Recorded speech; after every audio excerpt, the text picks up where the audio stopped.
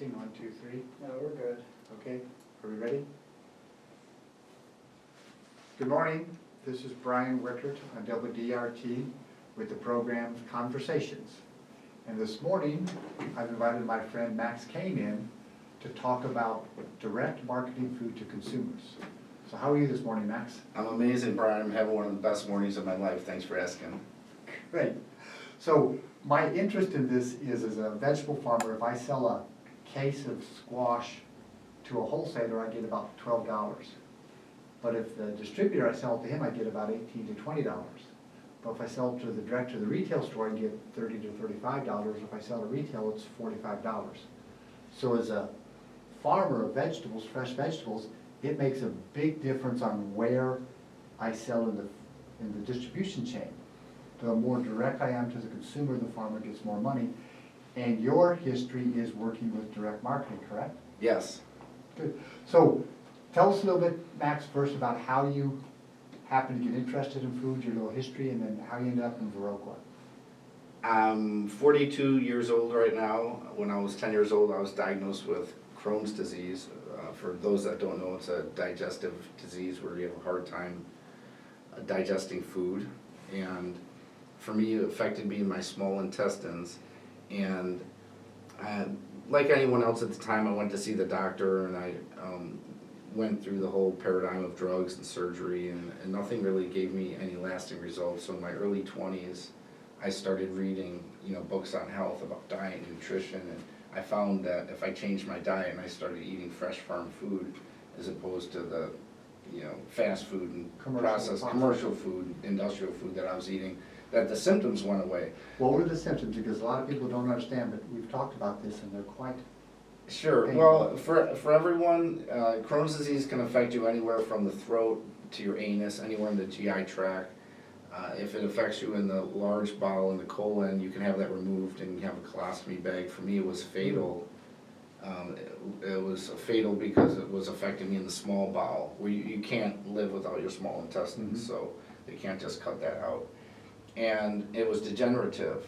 So some of the symptoms for me and a lot of other people that have Crohn's disease were, it started out with severe abdominal pain. That's where it started. It was so extreme, I'd be clutched over in the fetal position literally for 3 days at a time. It was really difficult, and I think it was seventh grade. It was seventh grade. I missed so many days of school in seventh grade that they're going to hold me back just from my poor attendance. Yeah, just because I couldn't go to school, I was in so much pain. Yeah, and then from there, my skin became pale white, I was very anemic. I started losing weight, and then my skin became dry, kind of like psoriasis. You were dying. Yeah, I was dying. I was. And then my joints became inflamed, so I had a lot of joint pain, a lot of psoriasis, a bloody stool, severe abdominal pain, just a real, emotionally, like the future, just, there was not much future and not emotional, not much joy. There was just a lot of pain and suffering. And this is junior high time, high school. Yeah, this was in seventh grade. Wow. And so, I went to see the doctor, and they put me on some drugs that suppressed some of the symptoms, but not all of them. I was able to put on some weight, but it was like water weight. They had me on, if you can imagine, I was 69 pounds at the time. And they put me on 60 milligrams of prednisone a day. That's a steroid that's it's pretty aggressive steroid. And that dosage is aggressive for a full-grown adult. So if you can imagine 60 milligrams of prednisone a day for a person that's 69 pounds, it's a very high dosage. And my appetite, one thing that steroid does, it makes your appetite go crazy. So I was eating probably some days as much as maybe a bodybuilder would. But I would never really absorb the food, and I put on a lot of water weight. So the weight I gained wasn't good, like healthy, athletic, body conditioning weight or anything like that at all. And but a lot of the pain went away for a while. So I thought, wow, this is good. But so fast forward to, I think I was about 19 years old, and I had a wristwatch. And it wasn't an expandable band, it had a metal band and had a consistent length, because metal doesn't stretch. And one day I noticed that watch was really loose and thin on my wrist, and I wondered why, and I thought, wow, am I losing weight? And I went on the scale, and I wasn't losing weight. I think at the time I was about somewhere between 100 and 120. I might have been like 105, or I could have been 115. I don't remember exactly, but I remember I had. How tall? I was 5'9" ¾ just shy of 5'10". 5'10", 105 pounds. Yeah, maybe 110 pounds. I don't remember exactly, but somewhere right in that range. I was really thin, and so I went on the scale and I wasn't losing weight, and I was wondering why my bones were getting thin. Excuse me. I was wondering why my watch was loose, and I found out that my bones were getting thin. So I looked back on the prednisone that I'd been taking over the years, and I found that long-term use of it creates osteoporosis and thinning of the bones. And that was kind of a wake-up call for me, and I felt a little bit betrayed by the doctors that I was being given care by, because they didn't tell me the side effects of the medication. Yeah, and give me like the choice whether or not I wanted to take it or not. And so I just started to look into alternative realms of lifestyle being, alternative to drugs and surgery. And I found out I could use lifestyle as a means to treat, the condition. And so lifestyle being changing your diet, getting good sleep, exercising, getting fresh air, performing breathing exercises. I mean, all these things that in more of a native life would be naturally integrated into our lifestyle, but in the modern world, we don't move as much as we do.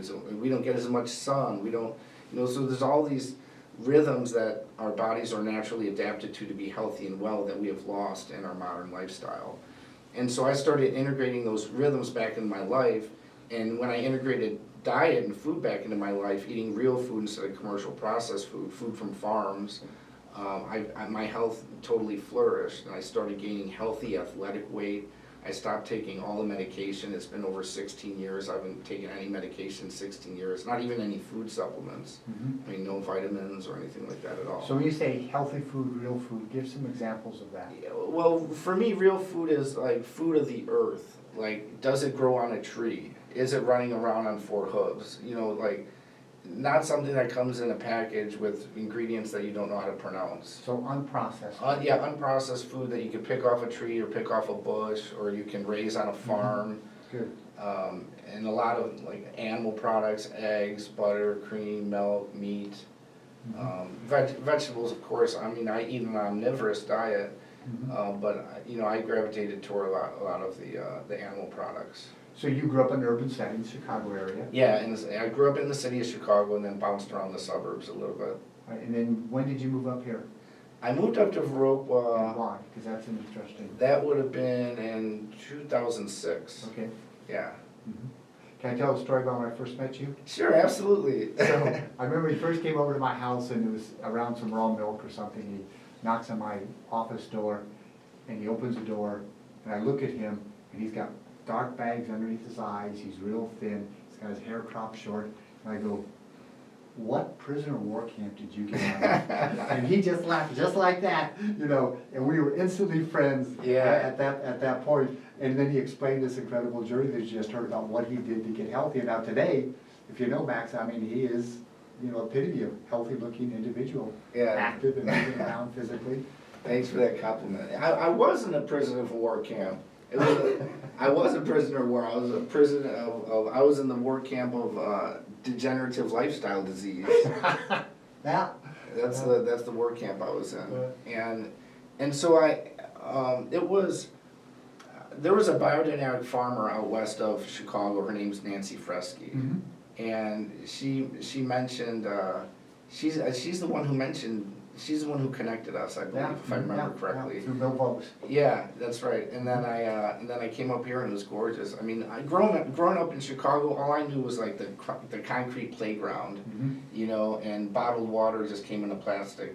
I mean, excuse me, spring water came in a plastic jar. When I came up here to the Driftless area, I remember, what was his name? He was a bee farmer.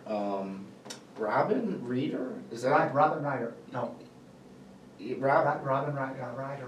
Yeah, his wife was she was like a midwife. Yeah. Yeah, that's him. Mary J. Randall. Yeah, and I remember I was out at his place and he said, "Come here, I'll show you what a spring looks like." And this was the first time in my life I saw water coming out of the ground. It was like, it was so impressionable. I'll never forget. It was just amazing to me. And I was coming up here every week to get raw goat milk and bring it back to Chicago where I lived. And you were distributing it down there, right? Yeah, well, originally I was just getting it for myself. So I was driving like this Mhm. 8-10 hour trip just to get my milk every week because I was drinking, it was helping me. Mhm. And then some of my neighbors and Dr. Mercola, some of his patients started asking, "Hey, can we get some of that raw goat milk you're getting from Wisconsin?" I said, "Sure," because I want to help pay my gas money, Uh-huh. And so eventually, I don't remember how many times I came up here, but at one point this idea popped in my head. I thought like, wow, I'm living down in Chicago 6 days a week, coming up here 1 day a week. Why don't I live up here 6 days a week and go down to Chicago 1 day a week? And it just made sense because it was so beautiful up here. Mhm. And everything I had learned about health and what role and contributions the environment plays to health, it made sense for the direction I wanted to take my life. Mhm. Because one thing I learned is you can never be healthier than your environment. You can Say never, it again. You can never be healthier than your environment. Yes. You need the air to breathe, you need the water, you need the land, you need the food. The more polluted the environment gets, the more polluted your body gets. Anything you do to the earth, you're doing to yourself. Maybe there's a time delay on it, but eventually it's going to catch up to you. Mhm. So with the direction I wanted to take my life and live more of a natural life in a cleaner environment and eat better food, it just made sense to move up here. Mhm.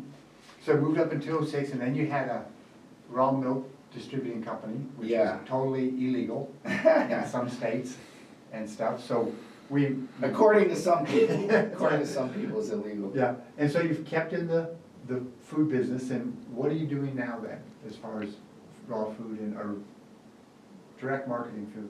Well, in direct marketing, what I found in just buying farm direct, I met a lot of farmers over the years that were really financially struggling, and some of them were doing well financially. And I started looking at the difference between the two and what some were doing and what Mhm. others were doing.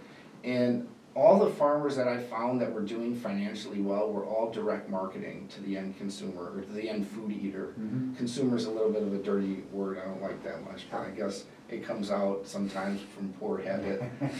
And a lot of the farmers who are like selling to dairy farmers that are shipping to the creamery, they always struggle. I mean, there's been a lot of reports of dairy farmers committing suicide just because, In the past. it's, things get hard sometimes, and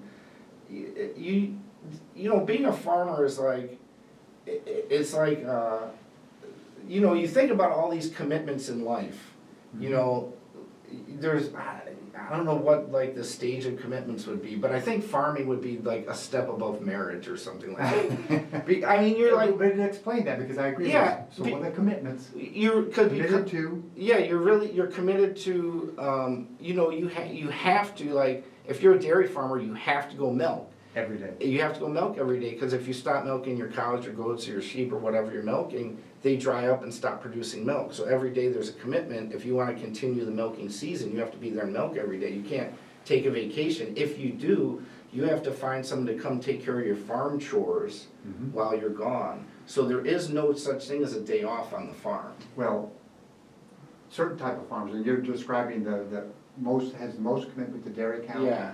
Then the chickens, you got them penned up in houses. Yeah. If you don't show up with water, guess what? They die. Yeah. I mean, you've got to be there. Yeah. And then you're grazing around here, we see a lot of, pasture grazing. They've got food and water, you don't have to be there every day, but between the dairy cows and the chickens, every day. And in the confinement with pigs, same commitment. So when you talk about the commitment of farming, that's something we, in our society, don't have that will force, but farmers do. It's such an important thing. Yeah, and for the people that have never really been out on a farm, maybe some of the people who live in the bigger cities, if you could think of the commitment of a parent, how you have to parent your child, you always have to be there for your child. You don't just like let your child go off. You're kind of always monitoring them to some degree, and as they get older and older and older, you know, you monitor them less and less and less as they become more independent. But a farm isn't like that. There's always that monitoring, and it's almost like the animals, whether they're in a confinement house or even free range, there's always some monitoring, and there's these like things that happen that you always have to keep track of, like, you know, a hawk comes in and kills some of your chicken, or one of the goats jumped over the fence and now you gotta chase it down the road. I mean, there's just so much going on, and it's almost nonstop. I've never found a farmer that found a way to put their farm on autopilot. No. It doesn't exist. Oh, weather, Mother Nature. Yeah, you got weather, you got Mother Nature. I mean, there's so many variables. If you can think about the game of football, when you know they say hike and the quarterback gets the ball, and there's all these variables.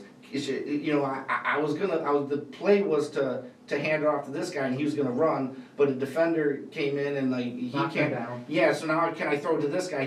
What do I? You know, there's like so many variables around the farm that just keep you on your toes. That it is a full-time job. It's a commitment. The farmer is the quarterback. Yeah, the farmer's the quarterback, and you got. And not to say that there aren't like amazing days on the farm, and every day is like this insane juggling act. It's not, you know, but you always have to be on call for when that happens. Present. Yeah, present. You have to be present every day. Yeah, you gotta be present every day. And sometimes it's fun to have those, oops, look what happened, a tree fell across the fence and the cows are out. And it's fun, you go over and, Yeah. you know, so it's not like it's terrible. For dairy farmers, it's tough. But for a lot of the other farmers, it's one of the most pleasurable lifestyles, if you could just get paid enough to keep doing it. One of the things that I've found in farmers I've met over the years is that there's, I have not found a farmer that doesn't have spiritual connection to their work. I've never met one. And I think that's. Could you explain that a little bit? Spiritual connection to spiritual to the work. connection to the work. Well, if you look about food in general, and traditionally there's always a prayer at the beginning of the meal across cultures, right? So food is how we like continue our life. You know, you don't have to go watch movies. You don't have to. There's a lot of you don't have tos. Food is one of the requirements of life. You know, so because it's a requirement to life, it connects us to life. It connects us to where do we come from? Where are we going? You know, these are all big questions we have in life, and we're connected to that through food, because wherever we're going to, wherever we came from, we're not going to get there unless we eat. You know, and we're not going to come from there unless mom eats or dad eats, right? So food is a requirement to life, and that's what creates spiritual connection to it.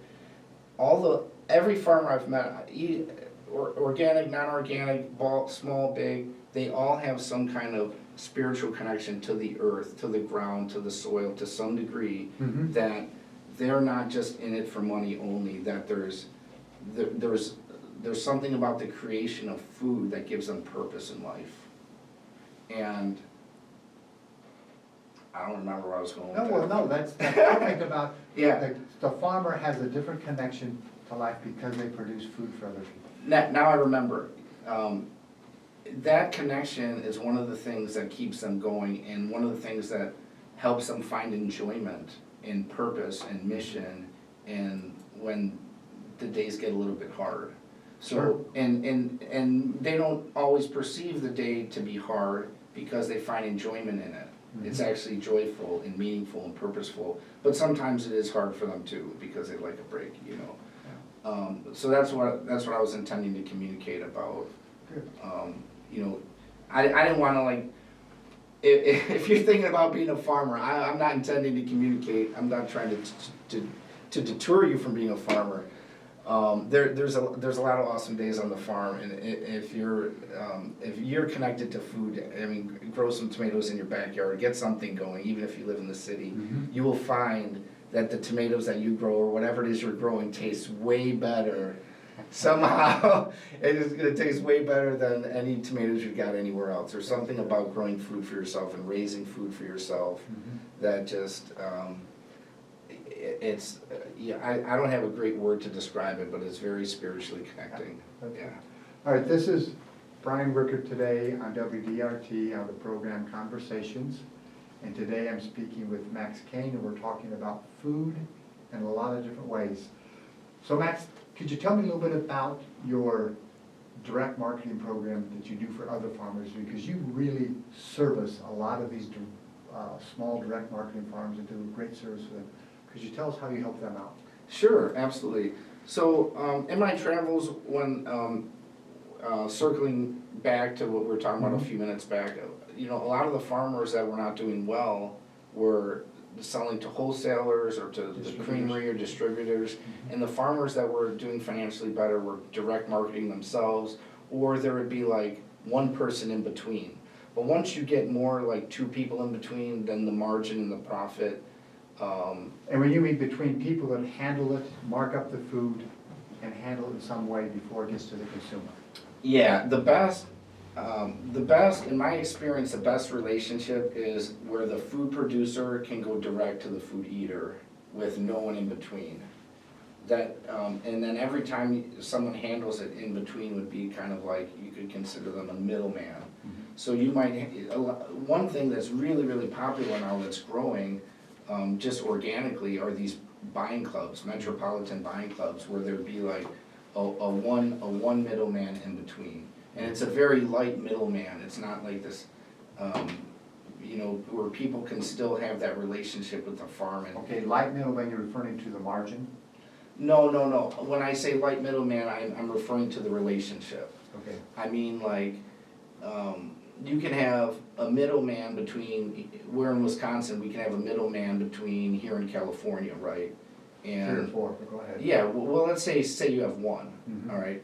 So from here to California, you know, maybe you have one middleman, but you don't know anything about the farm in California where the food came from. No. So when I say light middleman, I'm referring more to the relationship.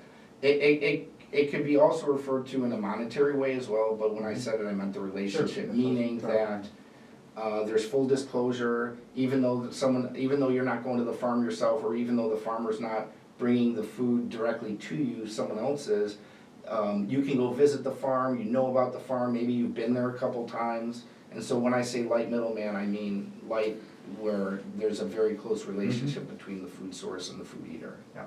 Yeah. So example of that many people are familiar with here would be a CSA model and a farmer's market. And when you go to the farmer's market, I see the farmers the happiest there when people says, oh, this food is so, and they just puff up and go, yeah, thank you. And they really get that relationship because they get direct feedback about how well their food is being received and how it's used. Yeah. So, yeah. Did you ever work with CSA? Can you tell us a little bit about them maybe? CSA stands for Community Supported Agriculture, for those that don't know. And traditionally how that works is you buy a share at the beginning of the summer, and maybe you pay $200 or $300 or $400 or $500 or $600, Yeah. whatever the 100. And then you get, you know, weekly or bi-weekly deliveries throughout the year. So basically you're sharing the risk a little bit with the farmer, you're kind of paying up front, and then however the harvest comes out, you get a portion of that harvest throughout the summer. People love it. The food eaters go crazy over it. It really, you see a lot with the children in the family that I've, not just like the parents, but even more so the children, in the families that I've worked with and the families that I've seen, because the children get a different experience in life than that they normally wouldn't have. You know, they get to either talk with the delivery driver or sometimes talk with the farmer, and the farmer's usually putting out a newsletter every week or a couple weeks to tell you what's going on at the farm. So the children get to experience something that they don't experience in school, they don't experience on TV. You can't really experience it anywhere else. In an urban setting, you can't. Yeah, in an urban setting, yeah. And unless you, there are a couple alternative schools that I've seen that do have some gardening. So not to say that there's no other way to experience it by going out into the country and visiting a farm, but it's rarely found in an urban setting. Good. Yeah. And so what does your company do to help those small farmers? Which farm mats? Yeah. So I created a website, farmmatch.com, and it's a gateway for farmers to be able to financially support themselves and make a business being a farmer by selling direct to the end food eater. And it's a way for people who want to buy food farm direct to have a closer relationship with their farmer and meet farmers in their local area and eat healthier and basically decentralize the food system. We need, right now, our food system, it's interesting, this, with what happened with COVID and everything, we saw a lot of flaws in the food system kind of showed themselves that maybe people knew about but were unaware of or didn't want to give much, they didn't want to address it and give much attention to it. But our food system is extremely fragile, and there's a lot of dependencies in the middle. So if one of those dependencies between here and way over wherever fails, then, all these people over here, are helpless and without food. The food security is small local farms providing food to their community all over the world. There's nothing that is more secure than that food system. For a couple reasons, if for some reason a delivery can't happen, it's a small group of people that get affected. It's not like the Midwest gets wiped out, or you can't get this. It's just a small group of people. And if there's multiple suppliers for an area, multiple farmers, usually someone else can step up and help in the event, one of the farmers can't produce food for some reason. If there's another pandemic or whatever the crisis is, it could be anything. What happens if there's an earthquake, right? And all of a sudden you can't cross the Mississippi River. I was, back in Chicago, I was in the produce industry selling food wholesale to restaurants for many years. And there was a time where lettuce couldn't come in from California. We couldn't get lettuce.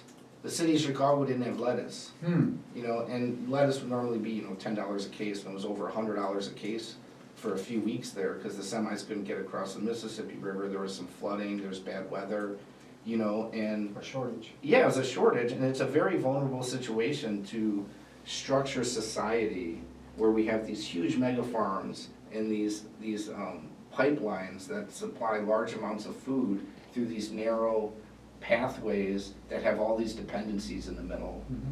And when you have the larger food systems, the wages are much lower for the people working in the field.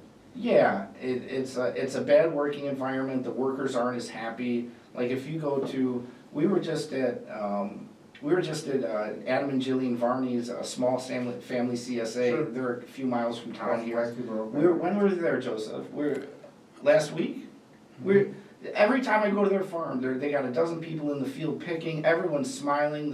They're having a good time. There's a community environment. People are talking and working together. They're washing produce together. Just every time you go there, every time that I've gone there, I've seen a healthy environment of people interacting, working, and having a good time. I've never seen anyone there angry or upset or even like neutrally emotional. It's always like joy and happiness. And bigger farms is production. It's production. There's people working in isolated environments. A lot of the air is unhealthy to breathe. Just when you're out in a healthy area, your happiness is going to increase. If you're breathing unhealthy air, if some of these chicken houses, if you've been in them, it's like really strong ammonia. I'm trying to get outside and get fresh air. I'm not enjoying that situation. What do the chickens feel? Yeah, exactly. They're not enjoying it either, and so. There's so many wins on the small to mid-sized farm and small food production. Just emotional wins, society wins, health wins, the planet wins, human beings win, the animals win, the universe wins. There's really no downside to it. There's an argument that I've heard the argument made, well, if you have a bigger food system and you run more efficiently, you can get food out for lower prices and feed the world. And that was one of the arguments that was originally proposed when they talked about genetically modifying food. Right. And feed the world. that that argument is so full of holes, it's pathetic. Because You make a statement like that, we have to go through some of those holes. I'm gonna go through the holes right now. All right, good. Because that statement does not apply to well over the majority of the population. It applies to a very, very, very extremely small segment of people that can be taken care of with good food, with some kind of a structured welfare system that helps them start producing for their own life. Not infinite welfare that they're on forever, but a structured welfare system that can help them become more self-sustainable in their own life, and they can wean off welfare, just like I did, which is another story. But most of the people, if you look at most of the people on the planet, they're walking around with, $500 phones and smartphone this and flat screen TV, and if they have money to afford. In our country, Yeah. not around the world. Okay, not around the world. In our country where I've traveled, Mhm. I've seen a lot of people spending money on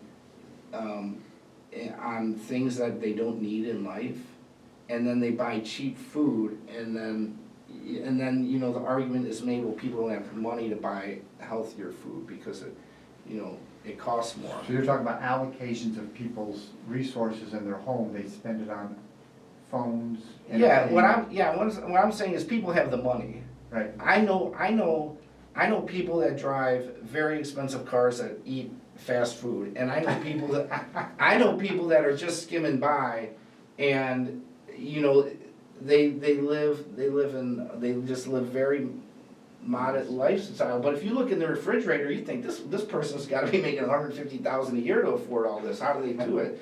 It's just priorities. right. If there's that old saying, if there's a will, there's a way.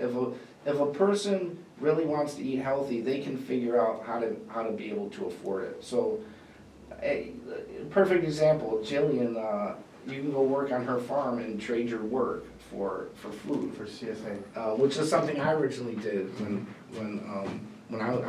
back when I was sick, Brian. I was getting $750 a month from federal. I was on permanent disability. Wow. I was At on- that age. Yeah, I was placed on permanent disability. We can go into this for a minute. I was placed on permanent disability. You can't get kicked off that. All right, I was just deemed. I was certified. You're gonna die. Yeah, I was certified F is what I was. I was stamped on certified. Everyone agreed. 12 medical doctors agreed. And there was no hope for my future. Well, when I started changing my diet, my health turned around. I was so intrigued with food production. I wanted to learn about it. That the first farmer I did this with was Nancy Fresky. I said, look, I want whatever I can do. I wasn't very healthy at the time, but I said, whatever I can do on your farm, if I can help out a little bit, I want to learn how do you grow food, how do you raise it, and you can just pay me with food if you don't have the money, that's fine. Yeah. So I started working for food a lot in the beginning and then I got my health back. And then, I don't remember the exact date, but I could look it up because I still have the letter. So I called up the disability office. Oh, no. Yeah, I called them up and I said, look, take me off disability. I don't need this anymore. I got my health back. And the lady on the phone, she said, what? She thought it was like a prank or something like that. And I gave her my name and my social, and she validates me and I'm a real person. I said, no. And so she's like arguing back and forth with me saying, no, you can't do, you need this. And I said, no, actually I don't. And she said, yes, you do. So I said, well, look, I said, I'm not gonna argue with you. Someone needs it more than me. You can't debate me on that one. There's someone who needs this money more than me, and I don't want it anymore. I don't need it. I get my health back. I felt bad getting welfare I didn't need. Someone needed it more than me. So she says, well, look, and by the way, this went back and forth on several phone calls. This just wasn't one phone call. There was a lot of persistence to get off disability. So finally, she talks with her supervisor. I don't know how high up it went in the chain, but she comes back and says, look, you're the first person in United States history that voluntarily wants to remove themselves from permanent disability. And I said, okay, great, so how are we gonna do it? And so she said, we need a letter in writing, we need a formal letter in writing, so I prepared the letter and sent it to them, I eventually got removed.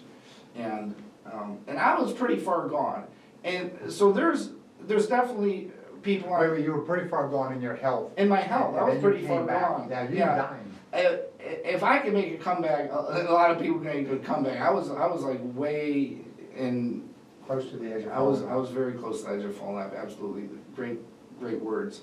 And, but not everyone can, some people, disability is important, so I'm not, people lose their legs, you have challenges in life, so it's important, so I'm not advocating to not have that, but what I'm saying is that if we change our values and we put our money into our food system and stop and take it away from the entertainment world, then we will find a way to afford the food we need to be healthy. Yeah, I think your story of people allocating their food to really healthy food Yeah. is so different. I mean, you can, how do I say this? I see the difference in people's children, and they're not eating Pepsi-Cola, potato chips, and hamburger or something like that from the fast food people. Yeah. So it's just how you spend your money. Yeah, how you, I there's someone in town, her name's Patty. She's got a great saying. She said everyone's got a religion, it's called their diet. I never forgot that. That's my wife, Patty. She said that's exactly right. Someone's gotta make, you got all these sayings on the wall. Yeah. In this home, love me, all these like saying, that would be a good one to put on the wall somewhere. The other one she says is, don't believe everything you think.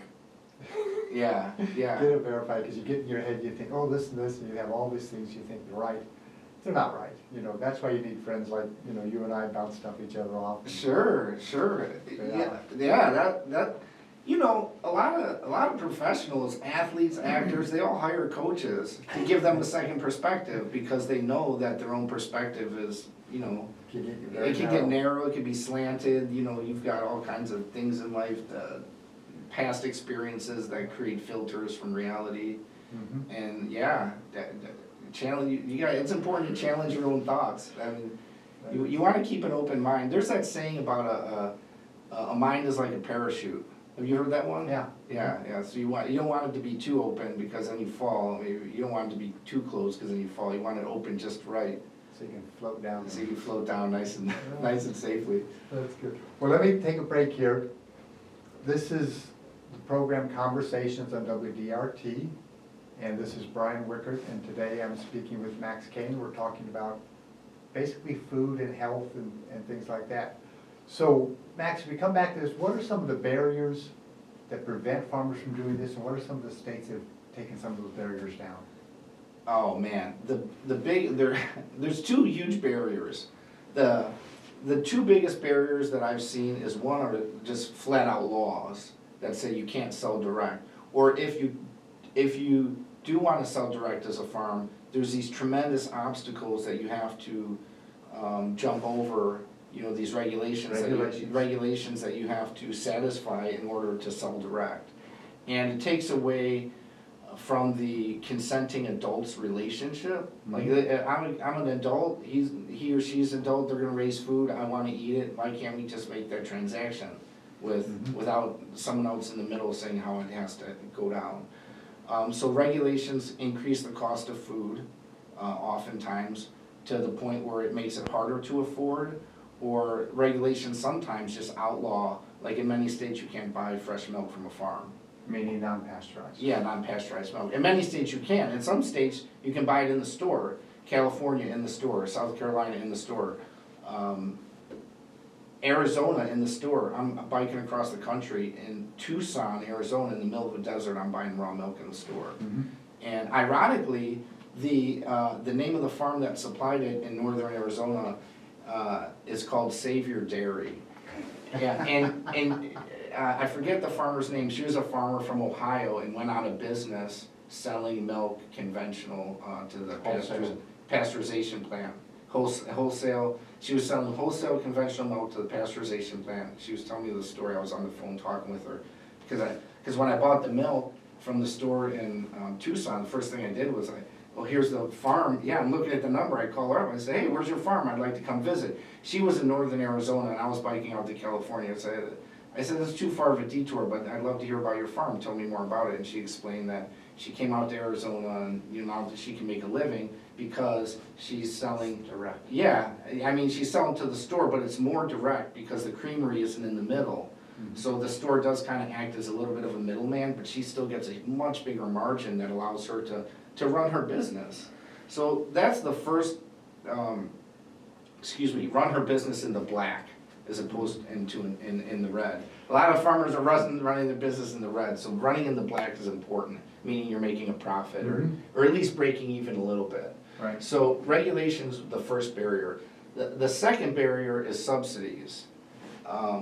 That makes selling direct difficult because a lot of big food is subsidized. People don't know it. So they. Give us examples. An example is soybeans are subsidized. So if you grow corn and soybeans are probably the biggest subsidies. So if you have acreage and you plant soy or corn. You're getting a check for doing that, and you didn't even harvest yet. So you don't know how the harvest is coming out. You might have who knows? You harvest nothing and you still get paid. So there's different programs. They're complex, but there's complex program. But basically, here's how it happens. Through tax dollars, the government subsidizes the production of certain foods. And those ingredients get used to make other foods, and because the ingredients are subsidized, they're basically free or way less expensive than they have to be. So the food products that are made, that are derived from those ingredients, like for example, if you're looking on a package of food and one of the ingredients is soy, as one of the ingredients, soybean oil or soy, anything or whatever it is, that food was subsidized. So on the shelf, if that food cost $3.99, really if the soy wasn't subsidized, maybe on the shelf it would have to cost $7.99. That's extreme, but yeah. I'm making an example. Maybe it would have to go up 25 cents, maybe it wouldn't, maybe it would have to go up more, we don't know. But the point is that the farmers that are selling direct, they're in the United States we have capitalism, so there's price competition, right? So price it's a factor to some degree. It's not the only factor, but there's quality and relationship and different things that come into play. But price is a factor to some degree. For example, no one's gonna, as much as I love a farmer, I'm not gonna buy a CSA that costs $1 million. So there is some degree where price effect. So that's the other big thing that it makes it hard in an indirect way. It makes it hard for farmers that are selling direct, is that they have a price competition with this other food system that's subsidized through tax dollars that people don't realize, and so they're in like an unfair playing field. So if you can imagine that, let's say me and you were gonna compete on business, right? And you had, in order to get your funding, you're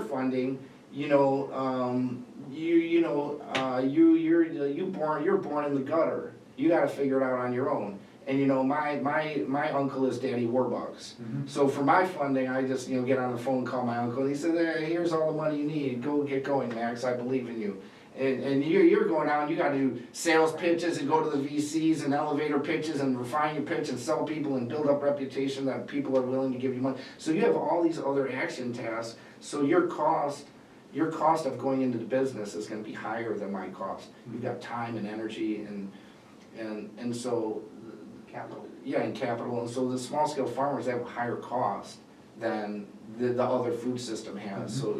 So there's an unfair price competition, so that's a big barrier, because if healthy food direct from a small scale farm was cheaper than the store, I mean, come on. All right, so you just touched on something there, healthy food versus price of food. Yeah. So as a small farmer, we're working at quality of food. Yeah. And big farmers, they're only looking at price of food. Yeah. So what do you do for price? But if you do quality, you're gonna have a different set of actions. Yeah, but what what small farmers can do, that they can actually compete on price as well. Yes. They can compete on price, so it's not always more expensive, but where it becomes more expensive is the subsidies step in. So if there weren't the subsidies, they could compete a lot more aggressively on price, and we would see the food system, change very rapidly. Because, I mean, look at like, this probably is the worst example you get, but just look at Walmart, look at how much business they do. Why is that? For less, Yeah. lowest Yeah, price. and That's how they don't, yeah, it says that the big thing, we sell for less. Yeah. They don't say like, quality, they don't say great relationship, we wanna know our neighbors, anything like that, we sell for less. The employees, the workers that brought it there, what it cost them. Yeah, so Nothing selling like- for less has a desire in the marketplace. And of course there needs to be balance as well, but price is important. So those are the two biggest barriers that I've seen, is regulation and subsidy. So I talked to a guy, he talks about from Florida, I can't think of his name, but he has a book that's called Citizen Lobbies. Okay. How to lobby your legislature. And first he says, don't even go to the federal government because they're completely bought out. You don't have enough money to talk to them.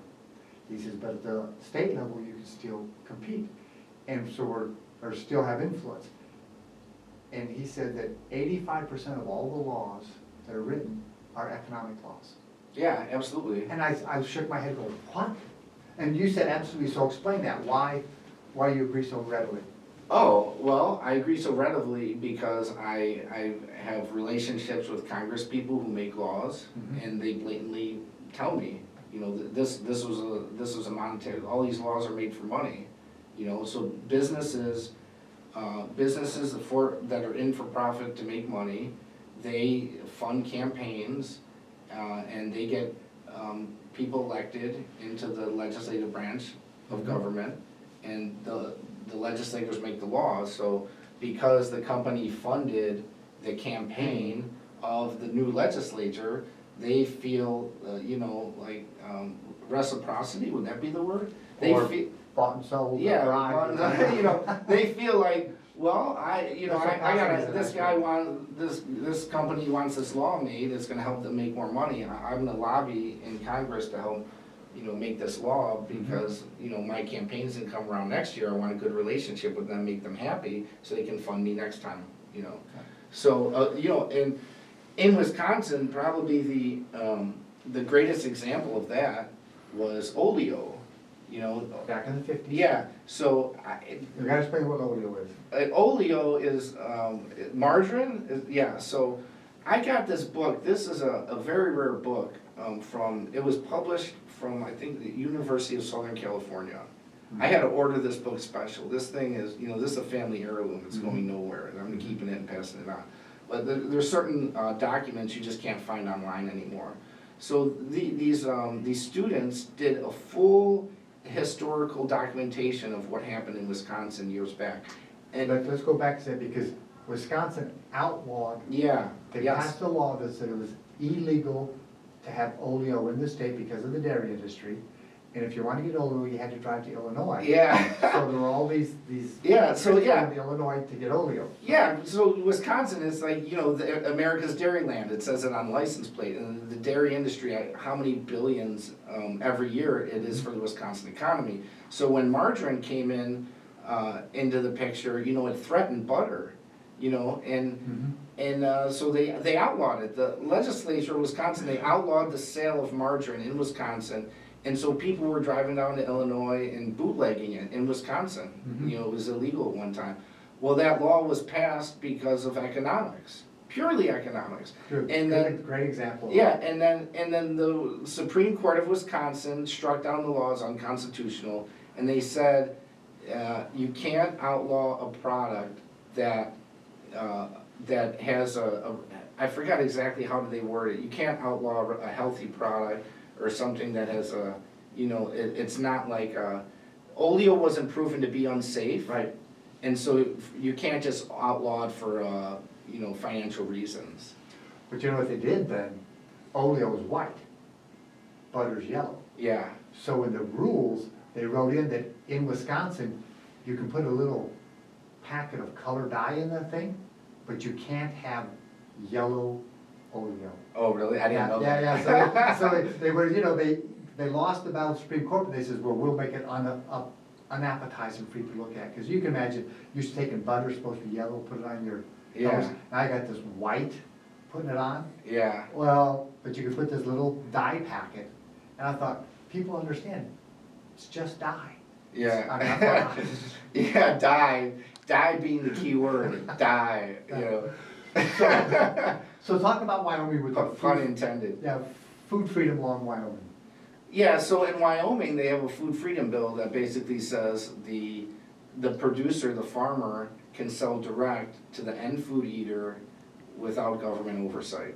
Without any regulation. Yeah, without regulation, without government oversight. Because you the can- relationship goes back to consumer to the farmer direct. Yeah, the relationship goes there, the trust goes there, the consenting adults goes there. I mean, that's the If you get food safety is the reason they say, oh, you can't have a direct relationship. If you get sick, you know exactly where it came from. Yeah, we didn't even touch on that when we were talking about the most secure food system being a small farmer. I mean, if there's any ever kind of foodborne illness, you can trace it back. It's easier to trace. If it's You know? direct. Yeah, if it's direct.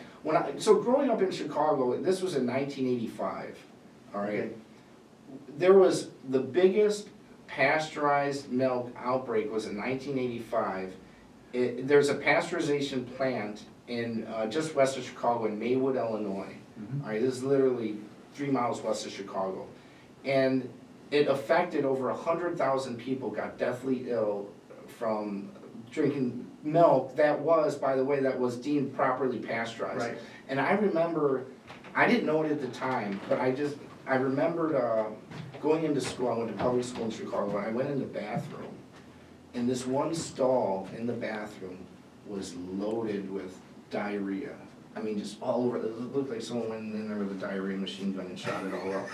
And at the time, I was Nice picture. Yeah, I'm trying to give you the visual, and so I'm looking at it as a child, and I was like, wow, someone really got sick. And I came home and told my mom, and my mom explained, oh, don't go buy the milk at the store. It's bad. The milk is bad. No one's buying the milk. It's all bad. It's all bad.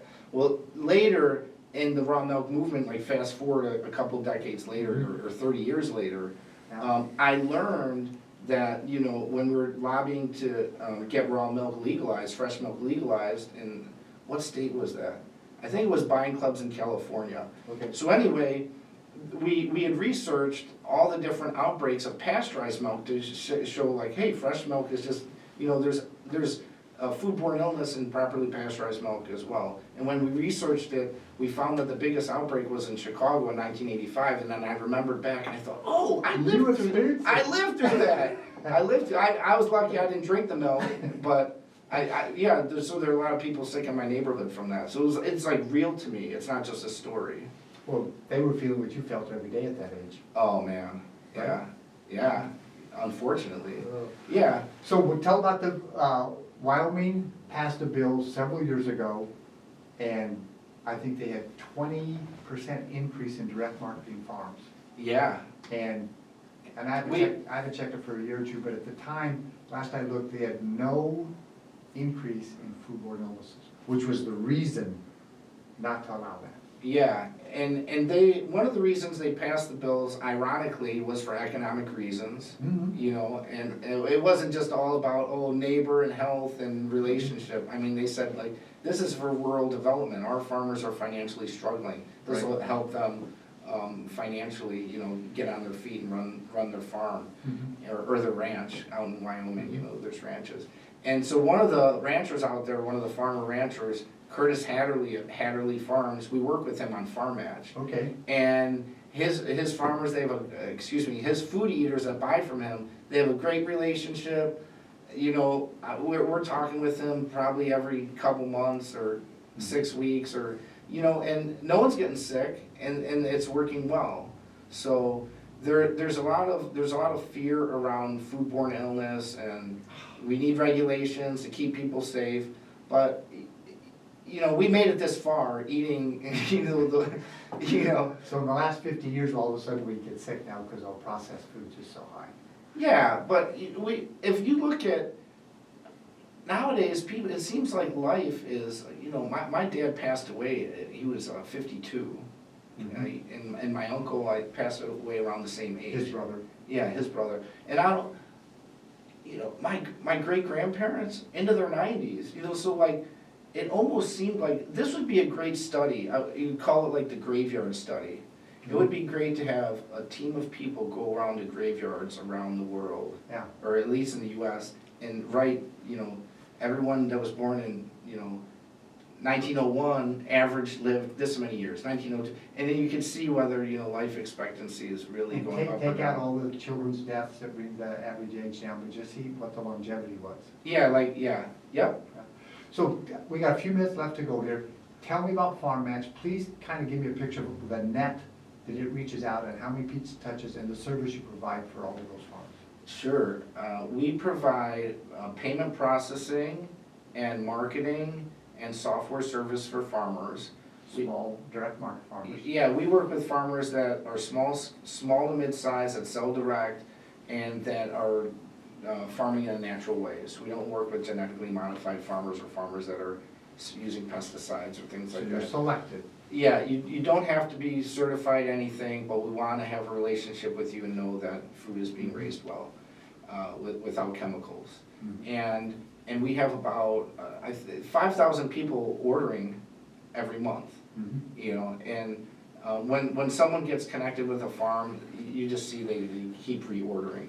So when you say a farmer orders, they go on the website of the farm, they order, the money and processing comes to you, then you send an order to the farmer, and the farmer doesn't have to worry about any of the bookkeeping. Yeah, we take care of bookkeeping and order management, so the farmer can be more on the farm, and we take care of all that secretarial technology work and let the farmer keep their hands in the soil. So literally, if somebody was traveling around the country, they could look at Farm Match and find out of the local farms where they're traveling, who's selling direct. That's the goal, that's what we're working up to. We're a little sparse in some areas, but we're, on the East Coast and the Midwest and California, we have a pretty good population. That is wonderful. So give me the name of the Farm Match and the website. www.farmmatch.com, FARMMATCH.com, 2 M's in the middle, and no, it's not a dating site.